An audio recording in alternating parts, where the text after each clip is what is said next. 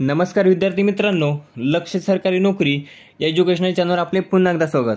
मित्रांनो, आज आपण बघा अतिशय महत्त्वाचे जीकेचे तसेच चालू घडामोडीचे प्रश्न पोलीस भरती 2024 साठी बघा अतिशय महत्त्वाचे सर्व प्रश्नसंच घेऊन आलोत, जे परीक्षेच्या दृष्टिकोनातून महत्त्वाचे असणार आहेत. व्हिडिओ मध्येच कोणीही सोडून द्यायचा नाही, कारण जे पुढचे प्रश्न आहेत बघा त्याची आपण महत्त्वाची माहिती घेऊन आलो आहोत, जी परीक्षेसाठी बघा अतिशय महत्त्वाची असणार आहेत. सुरुवातीला जरा माहिती घेतलेली नाही, परंतु जसजसा व्हिडिओ पुढे जाणार तसतशी माहिती मी घेतलेली आहे. सुरुवातीचे प्रश्न माहिती घेण्यासारखे नव्हते, परंतु बघा अतिशय महत्त्वाची माहिती या प्रश्नांमध्ये आपण कव्हर करणार आहोत. तरी व्हिडिओ आपण शेवटपर्यंत नक्की पाहायचा आहे. व्हिडिओला सुरुवात करण्या अगोदर जर चॅनलवर तुम्ही नवीन असाल तर बघा चॅनलला अवश्य सबस्क्राइब करून घ्यायचं आहे, जेणेकरून बघा पोलीस भरती 2024 साठी अतिशय महत्त्वाचे नवीन प्रश्न आपणास पाहावयास मिळणार आहेत.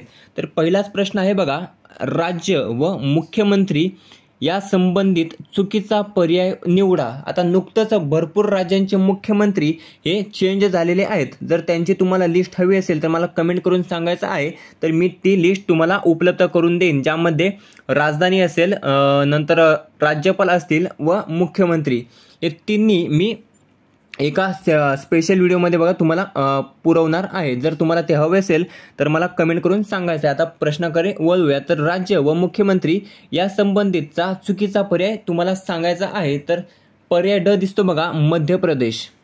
आता मध्य प्रदेशचे मुख्यमंत्री कोण आहेत? तर मोहन यादव. मोहन यादव हे मध्य प्रदेशचे मुख्यमंत्री आहेत. तर उत्तर असणार आहे मध्य प्रदेश. शिवराज सिंह चौहान हे अगोदर होते, आता मध्य प्रदेशचे मुख्यमंत्री मोहन यादव आहेत, म्हणजेच आपलं योग्य उत्तर असणारे पर्याय ड मध्य प्रदेश. आता तेलंगणाचे मुख्यमंत्री बनले आहेत रेवंत रेड्डी. छत्तीसगडचे मुख्यमंत्री बनलेले आहेत विष्णुदेव साय. मिझोरमचे मुख्यमंत्री बनलेले आहेत लाल दुहोमा. आता जे काही मागच्या 1 वर्षात चेंज झालेले मुख्यमंत्री आहेत ते आपण रिव्हिजन म्हणून बघा फास्ट पद्धतीने पाहूया. पहिले राज्य घेतो राजस्थान. तर राजस्थानचे मुख्यमंत्री बनलेले आहेत भजनलाल शर्मा. राजस्थानचे मुख्यमंत्री आहेत भजनलाल शर्मा. आंध्र प्रदेशचे मुख्यमंत्री बनले आहेत चंद्राबाबू नायडू. अरुणाचल प्रदेशचे मुख्यमंत्री बनलेले आहेत पेमा खांडू. सिक्कीमचे बनलेले आहेत प्रेमसिंग तमांग. ओडिसाचे मुख्यमंत्री बनलेले आहेत मोहन चरण माझी. आणि झारखंडचे मुख्यमंत्री बनलेले आहेत चंपाई सोरेन. अगोदर होते हेमंत सोरेन. त्यानंतर हरियाणाचे मुख्यमंत्री बनलेले आहेत नायब सिंह सैनी. अगोदर होते मनोहरलाल खट्टर. बघा इत्यादी महत्त्वाचे जे राज्य आहेत त्यांचे मुख्यमंत्री हे बदललेले आहेत, आपण रिव्हिजन म्हणून घेतलेले आहेत. आता भरपूर राज्याचे झाले. आता मेन जे राज्य आहेत बघा उत्तर प्रदेश. आता उत्तर प्रदेशचे कोण आहेत? तर योगी आदित्यनाथ. महाराष्ट्राचे आहेत एकनाथजी शिंदे. गुजरातचे कोण आहेत? तर बघा भूपेंद्रभाई पटेल.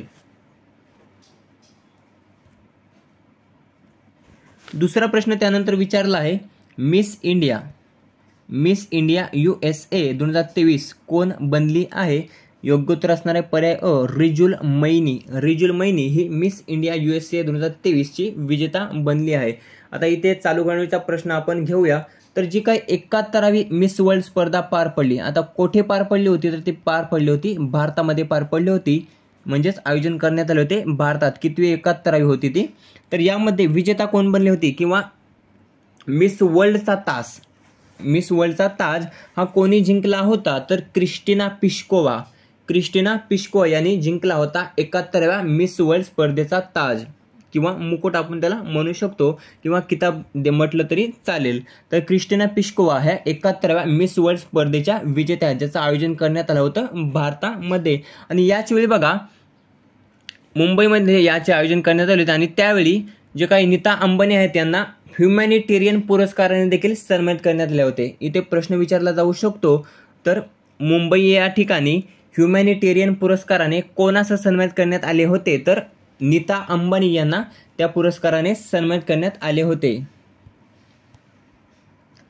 त्यानंतरचा तिसरा प्रश्न आहे, 0°C पाणी कोणत्या अवस्थेमध्ये असते?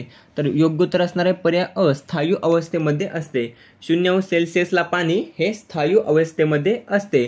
आता इथे प्रश्न रिलेटेड विचारला जातो, तर पाण्याची महत्तम घनता किती अंश सेल्सिअस असते? तर पाण्याची महत्तम घनता ही 4 अंश सेल्सिअसला पाण्याची महत्तम घनता ही 4°C असते. हा देखील प्रश्न भरपूरदा परीक्षेमध्ये विचारलेला आहे. आपण हे सर्व प्रश्न बघा 2023ला घेतलेले आहेत. त्या पद्धतीचे प्रश्न आपण याच्या व्हिडिओमध्ये कव्हर करत आहोत. त्यावेळी प्रश्न वेगळे होते, त्या रिलेटेड प्रश्न आज आपण कव्हर करत आहोत. ते प्रश्न नाहीत, परंतु त्या संबंधीचे प्रश्न आजच्या व्हिडिओच्या माध्यमातून आपण कव्हर करत आहोत. तर पाण्याची महत्तम घनता ही 4°C असते. प्रश्न इथे विचारला आहे 0°C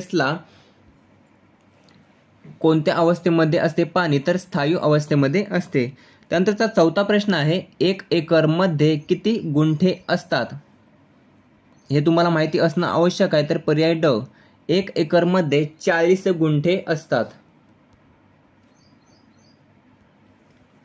पाचवा प्रश्न आहे खालीलपैकी कोणत्या व्यक्तीने तिन्ही गोलमेज परिषदांमध्ये भाग घेतला होता.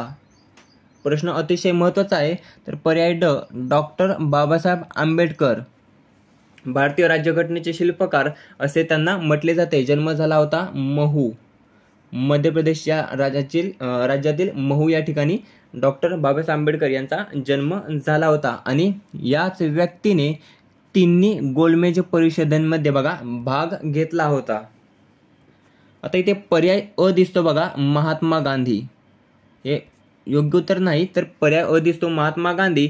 तर महात्मा गांधीजींनी कोणत्या गोलमेज परिषदेमध्ये भाग घेतला होता, तर फक्त दुसऱ्या गोलमेज परिषदामध्ये महात्मा गांधीजींनी भाग घेतला होता. तर तिन्ही गोलमेज परिषदांमध्ये भाग कोणी घेतला होता, तर डॉक्टर BR आंबेडकर म्हणजेच डॉक्टर बाबासाहेब आंबेडकर यांनी भाग घेतला होता. महात्मा गांधीजी फक्त दुसऱ्या गोलमेज परिषदेमध्ये बघा उपस्थित होते.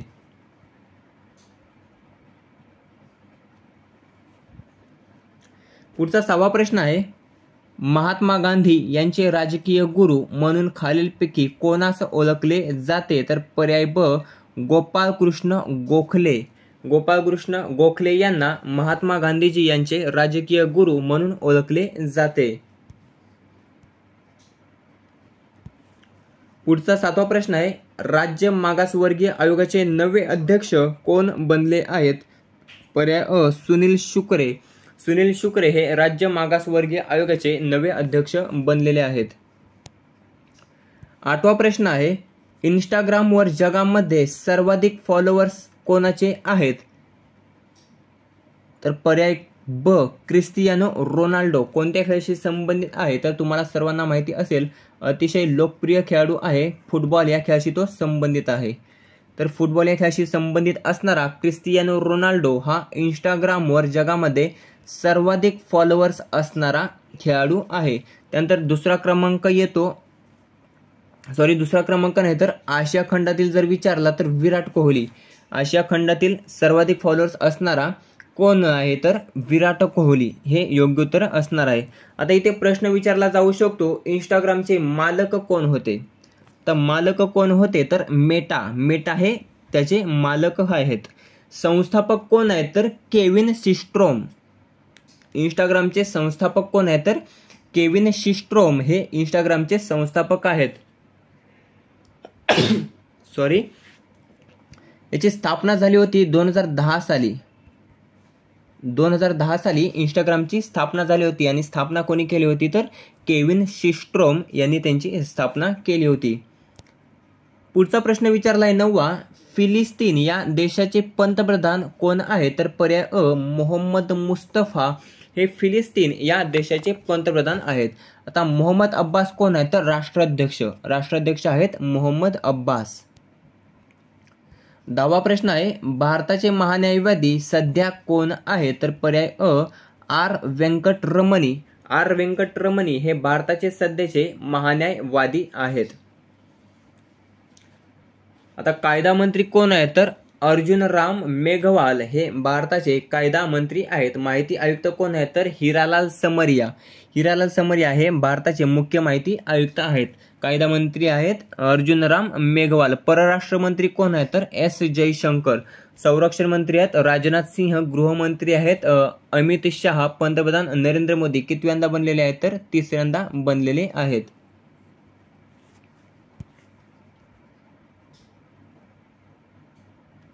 अर्थमंत्री कोण बनलेले आहेत, तर निर्मला सीतारामन. निर्मला सीतारामन ह्या भारताच्या अर्थमंत्री बनलेल्या आहेत. 11वा प्रश्न आहे, झोंबी या सुप्रसिद्ध कादंबरीचे लेखक कोण आहेत? तर पर्याय सी किंवा क आनंद यादव. आनंद यादव हे बघा झोंबी या सुप्रसिद्ध कादंबरीचे लेखक आहेत.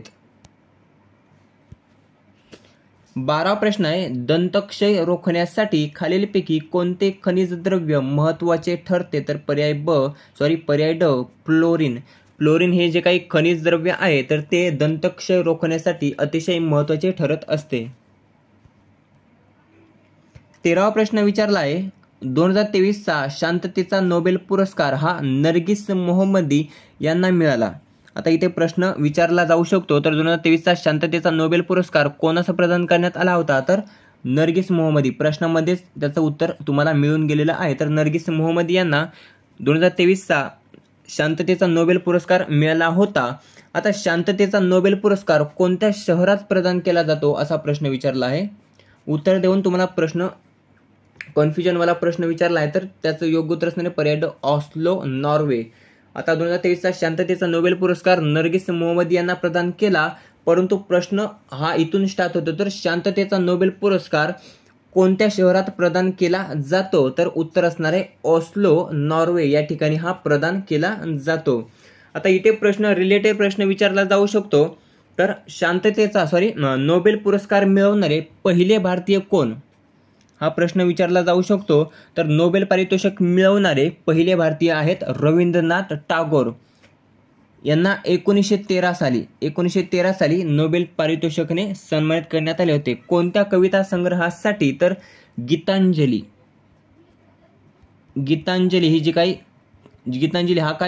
हा जो कविता संग्रह आहे, तर या कविता संग्रहासाठी रवींद्रनाथ टागोर यांना नोबेल पुरस्कार हा प्रदान करण्यात आला होता. आता भारताचे राष्ट्रगीत कोणी लिहिले आहे? जनगण मन. तर ते देखील लिहिलेले आहे रवींद्रनाथ टागोर यांनी.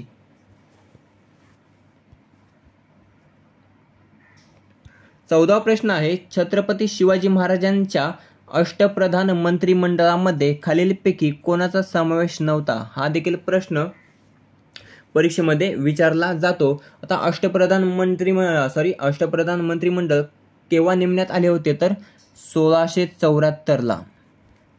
जेव्हा छत्रपती शिवाजी महाराजांचा राज्याभिषेक पार पडला, तर त्यावेळेलाच अष्टप्रधान मंत्रिमंडळ हे नेमण्यात आले होते. इथे प्रश्न विचारला जाऊ शकतो, तर 1674 त्याचं योग्य उत्तर असणार आहे. याच वेळी छत्रपती शिवाजी महाराजांचा शिवराज्याभिषेक सोहळा पार पडला होता आणि त्यावेळी अष्टप्रधान मंत्रिमंडळाची स्थापना करण्यात आली होती. आता इथे प्रश्न विचारला आहे, कोणाचा समावेश नाही? तर पर्याय ब कान्होजी आंग्रे. या मंत्रिमंडळामध्ये जे काही नेमले होते, तर त्या मंत्रिमंडळामध्ये कोणाचा समावेश नव्हता? तर कान्होजी आंग्रे यांचा समावेश नव्हता. आता समावेश कोणाचा होता? तर पर्याय अ मोरो त्र्यंबक पिंगळे, पर्याय सी क हंबीरराव मोहिते, पर्याय ड निराजी रावजी. तर या तिघांचा देखील त्यामध्ये समावेश होता. आता पर्याय अ दिसतो तुम्हाला मोरो त्र्यंबक पिंगळे. आता मोरो त्र्यंबक पिंगळे हे कोण होते त्या अष्टप्रधान मंत्रिमंडळामध्ये? तर बघा, ते पेशवा किंवा प्रधान म्हणू शकतो आपण. पेशवा किंवा प्रधान होते मोरो त्र्यंबक पिंगळे. आता याचा अर्थ काय होतो? तर बघा, जेव्हा छत्रपती शिवाजी महाराज हे गैरहजर असताना जो काही निर्णय घेण्यात येत होता किंवा घ्यायचा असेल, तर तो अधिकार घेण्याचा अधिकार कोणाकडे असायचा? तर मोरो त्र्यंबक पिंगळे म्हणजेच प्रधान होते ते, आणि यांच्याकडे तो अधिकार असायचा. जेव्हा शिवाजी महाराज हे गैरहजर असायचे आणि निर्णय घ्यायचा असेल, तर तो निर्णय घेण्याचा अधिकार हा मोरो त्र्यंबक पिंगळे यांच्याकडे होता. आता जर यांचा मासिक जो काही पगार आपण विचार केला, तर यांना वार्षिकचा 15,000 होन एवढा त्यांना वार्षिक पगार होता. मोरो त्र्यंबक पिंगळे यांना 15,000 होन एवढा वार्षिक पगार असायचा. त्यानंतर निराजी रावजी विचारला आहे, तर निराजी रावजी हे स्वराज्याचे सरन्यायाधीश होते. निराजीरावजी हे स्वराज्याचे सरन्यायाधीश होते. आता त्यावेळेला सरन्यायाधीश या पदाला काय म्हणत? तर काझी उल उजत असे म्हटले जात असत सरन्यायाधीश या पदाला. आता हंबीरराव मोहिते कोण होते तर सेनापती होते, हे तुम्हाला माहिती असेलच. 15वा प्रश्न आहे, हाडांमध्ये कॅल्शियम फॉस्फेटचे प्रमाण किती असते? तर पर्याय अ 7%. 60% हे हाडांमध्ये कॅल्शियम फॉस्फेटचे प्रमाण असते. 16वा प्रश्न आहे, मानवी शरीरामध्ये हिमोग्लोबिन कशाचे कार्य करत असते?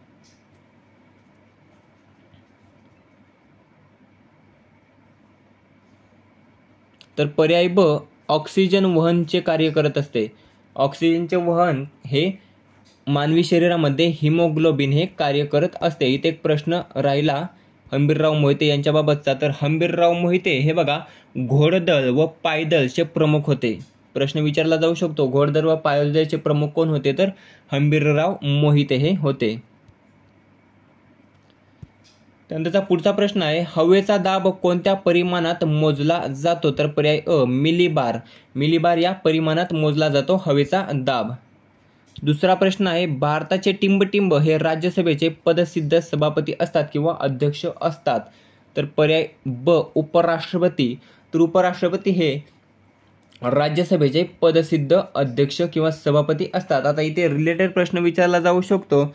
तर भारतीय संसदेचे वरिष्ठ सभागृह कोणते असते? भारतीय संसदेचे वरिष्ठ सभागृह कोणते असते असा प्रश्न विचारला जातो. तर त्याचं योग्य उत्तर असणार आहे राज्यसभा. राज्यसभा हे वरिष्ठ सभागृह असते. आता वरिष्ठ सभागृह राज्यसभा, तर कनिष्ठ सभागृह कोणते? तर लोकसभा. भरपूर आपण माहिती घेत असतो. तर बघा हे प्रश्न आपल्याला ऐकून ऐकून पाठ होऊन जातात, त्यासाठी मी सांगत असतो पुन्हा पुन्हा. तर लोकसभा हे भारतीय संसदेचे कनिष्ठ सभागृह असते, राज्यसभा हे वरिष्ठ सभागृह असते. आता उपराष्ट्रपती कोण आहे? तर जगदीप धनखड. म्हणजेच राज्यसभेचे सध्याचे पदसिद्ध सभापती कोण? तर जगदीप धनखड हे योग्य उत्तर असणार आहे. आता नुकतंच 18व्या लोकसभेसाठी निवडणुका पार पडल्या. त्यामध्ये भारतीय जनता पार्टीने सर्वाधिक 240 जागा जिंकल्या. जर पूर्ण मित्र पक्षांचा विचार केला तर महायुतीने सर्वाधिक जागा जिंकल्या. त्या किती? तर 292 जागा जिंकल्या. ज्याला आपण म्हणू शकतो एनडीए त्याला म्हणू शकतो. सर्वाधिक जागा जिंकल्या एनडीएने 292 आणि इंडियाने जागा जिंकल्या त्या 232 जागा इंडियाने जिंकल्या. आता इथे प्रश्न विचारला जाऊ शकतो, 18व्या लोकसभेच्या हंगामी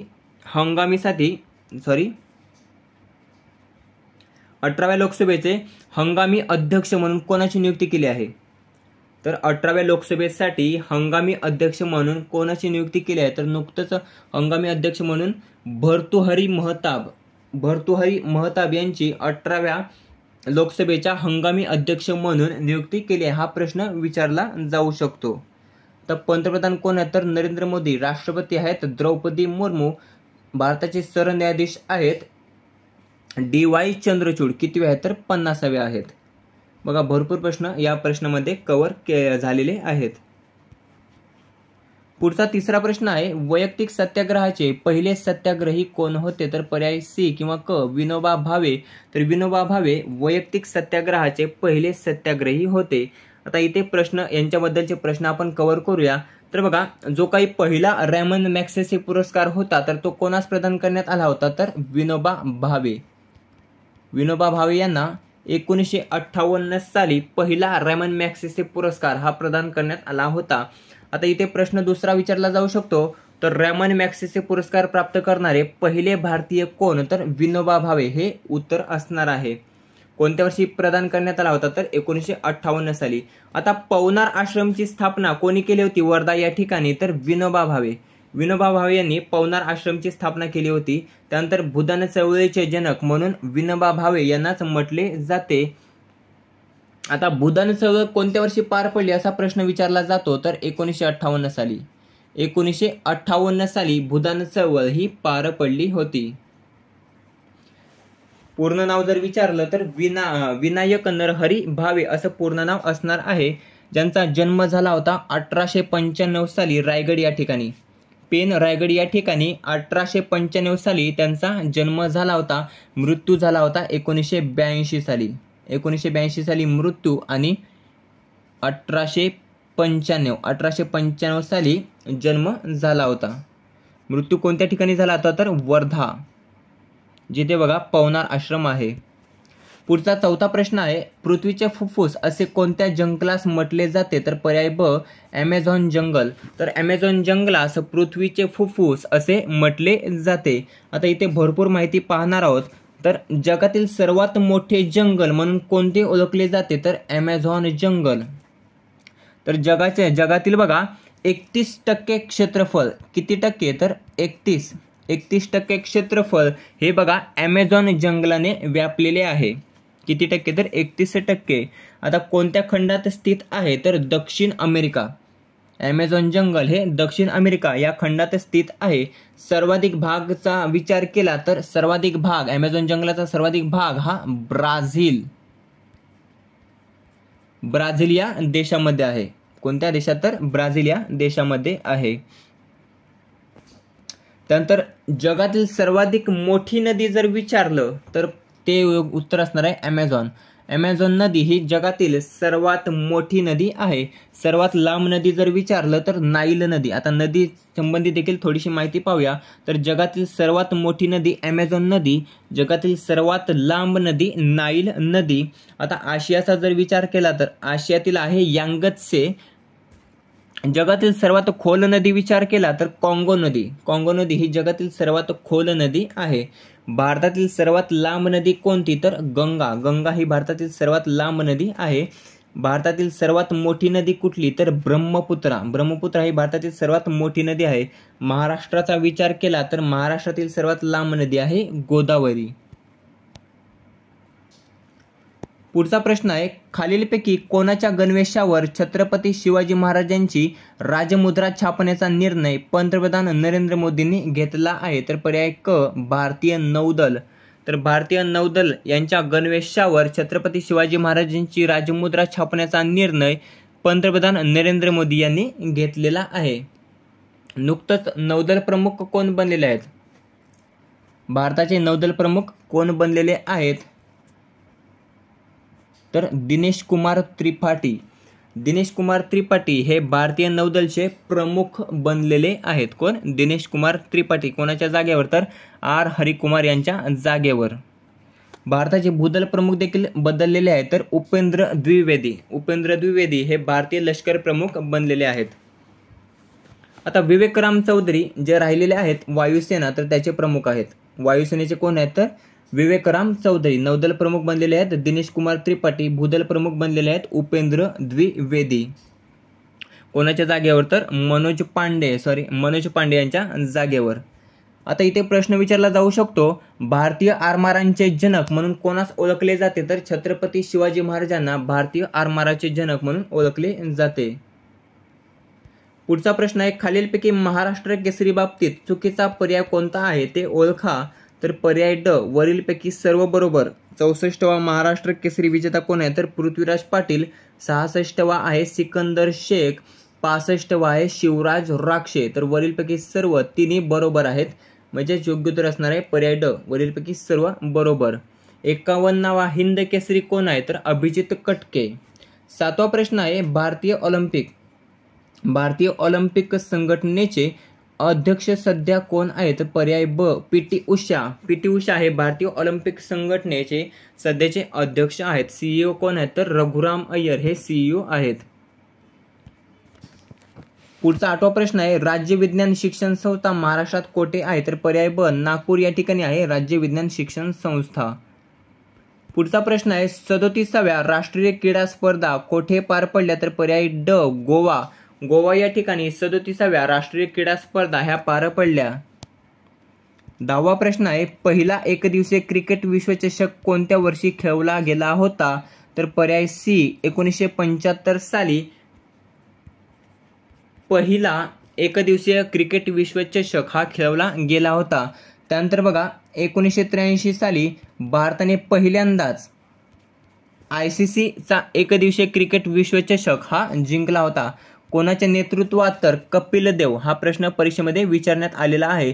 तर कपिल देव यांच्या नेतृत्वामध्ये पहिला एकदिवसीय क्रिकेट विश्वचषक भारताने 1983 साली जिंकला होता. त्यानंतर दुसऱ्यांदा जिंकला 2011 साली. तेव्हा कर्णधार कोण होता? तर महेंद्रसिंग धोनी. त्यानंतर महेंद्रसिंग धोनी यांच्या नेतृत्वात 2007 साली ICC T20 विश्वचषक देखील जिंकला आहे. कोणाच्या नेतृत्वात? तर धोनीच्या नेतृत्वामध्ये. आता 1975 साली पहिल्यांदा विश्वचषक ठेवण्यात आला होता. तर तेव्हा विजयी संघ कुठला होता? तर वेस्ट इंडिज हा विजयी संघ होता. कुठला? West Indies. सध्या अध्यक्ष कोण आहेत ICCचे? तर ग्रेग बार्कले हे अध्यक्ष आहेत. आता नुकतंच T20 विश्वचषक हा सुरू आहे. तर तो कोणत्या दोन देशांदरम्यान खेळवला जात आहे? तर वेस्ट इंडिज आणि अमेरिका या दोन देशांदरम्यान तो खेळवला जात आहे. भारताचे सध्याचे BCCIचे प्रमुख कोण आहेत? तर रॉजर बिनी हे सध्याचे BCCIचे अध्यक्ष आहेत. ICCचे अध्यक्ष आहेत ग्रेग बार्कले. पुढचा 11वा प्रश्न आहे, WPL 2023चा विजेता संघ खालीलपैकी कोणता आहे? तर पर्याय ड MI हा WPL 2023चा विजेता संघ आहे. सुरुवात झाली होती बघा 2023 साली WPL ला. वुमेन्स प्रीमियर लीग जसं IPL खेळवलं जातं तसं वुमेन्स प्रीमियर लीग हे 2023 पासून सुरू करण्यात आले आणि पहिल्याच आवृत्तीचा विजेता संघ कुठला आहे? तर MI म्हणजेच मुंबई इंडियन्स हा विजेता संघ आहे. RCB कोण आहे? तर 2024चा विजेता आहे. आवृत्ती होती दुसरी आवृत्ती होती त्याचा विजेता आहे RCB. रॉयल चॅलेंजर्स बंगळुरू हा विजेता संघ आहे. कोणाला हरवून? तर दोन्ही वेळा DCला हरवून. MI ने देखील हरवले DCला आणि RCB ने देखील हरवले DCला. आता IPLचा या वर्षीचा विजेता संघ कोण बनला आहे? तर कोलकाता नाईट रायडर्स. कितव्यांदा? तर तिसऱ्यांदा विजेता बनला आहे कोलकाता नाईट रायडर्स IPLचा.